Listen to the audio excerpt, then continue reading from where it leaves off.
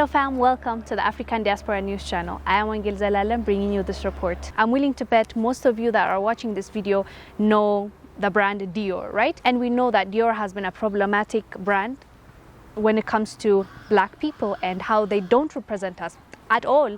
Like there's no representation when it comes to Dior, close to none representation to Dior, and they faced a lot of criticism. But now they're trying to make it up to us because they just had a fashion show and all of the models were black. As luxury fashion tries to adapt to the virus crisis with a run of digital events, the Dior men's collection showed another timely shift as it confronted the issue of diversity on the catwalk. 1 week after the brand was criticized for casting an all-white ensemble of models for its women's wear couture presentation, the artistic director of menswear, Kim Jones, featured only black models. So they faced a lot of criticism, so they've decided to, as I said, make it up to us by making the men models, all of them black, basically have a catwalk of just black models. So what do you guys think about this? I mean, it's good that they did that, but how they did it, like they were kind of forced to do it, but still they went ahead and did it. They didn't have to, but they kind of had to, because you see the criticism, it might hurt their bag, and there are a lot of black people that spend good money on Dior because, you know, it's just thought that it's a prestige brand, and people just in our head, they made sure to market it and advertise to us that if you have Dior, the same way with the Gucci's and Chanel's, like you are up here, like your standard just shifts in the hierarchy. You're just at least a step up, you know. It's not nice that we're being manipulated, but at least they listen to the criticism and they try to do something. What I like about this story specifically is the fact that enough people criticized, enough people made noise for the brand to recognize and actually hear those people and try to make it up. That's what I like about it, because I remember it was sometime last year or 2 years back, Dolce & Gabbana did a racist ad, and guess what the Chinese did? It's against the Chinese that they made. I'll show you. Watch the video. It was meant to be a tongue-in-cheek advertising campaign, a series of videos showing a Chinese model eating Italian foods like pizza and pasta with chopsticks. Very small. But it didn't take long before the brand behind it, Italian luxury house Dolce & Gabbana, faced accusations of racism.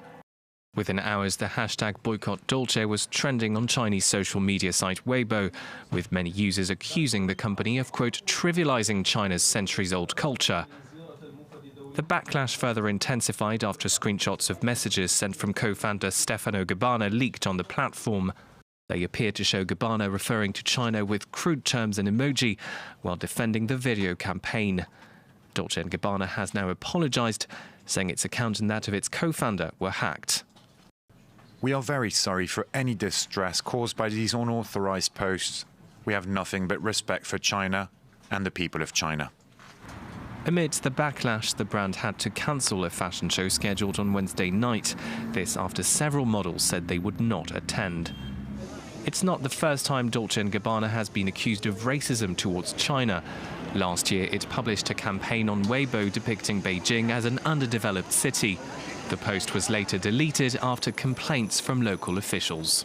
So after they did this ad, guess what they did? They boycotted Dolce & Gabbana. That's a strategy I like. Hit them where it hurts. So what they did was they withheld their money and they said, we will not take this from you, Dolce & Gabbana. Go sell your expensive crap somewhere else. So Dolce & Gabbana had to apologize. They were in this media tour of apologizing and saying we didn't mean to and all that. But when has that ever happened to the black community? You're lucky if you get an I am sorry. So, but these Chinese people knew exactly what to do. They will not take that shit from them. So in return, they got respect by respecting themselves and not taking this from a luxury brand which survives off of our money. Okay, not our, I've never bought that. So maybe other rich people, rich black people also contribute, I'm sure, to the wealth of Dolce & Gabbana and Dior. So they said, no, we're not going to spend our money on this. You won't even have the fashion show here. So they made it clear of what their boundaries are. That by itself is respecting themselves. When they did that, they got scared and apologized and did everything in their power to make sure that they're in good grace with the Chinese people. So that is exactly why I am happy that these people noticed the noise that the black community made. I don't think it's enough because the Chinese were loud and clear, but I don't think if the black community was, but at least it was enough for them to notice and say, oh, we don't want this to get out of control. And they made sure to have all black models. It is unheard of for them to do that.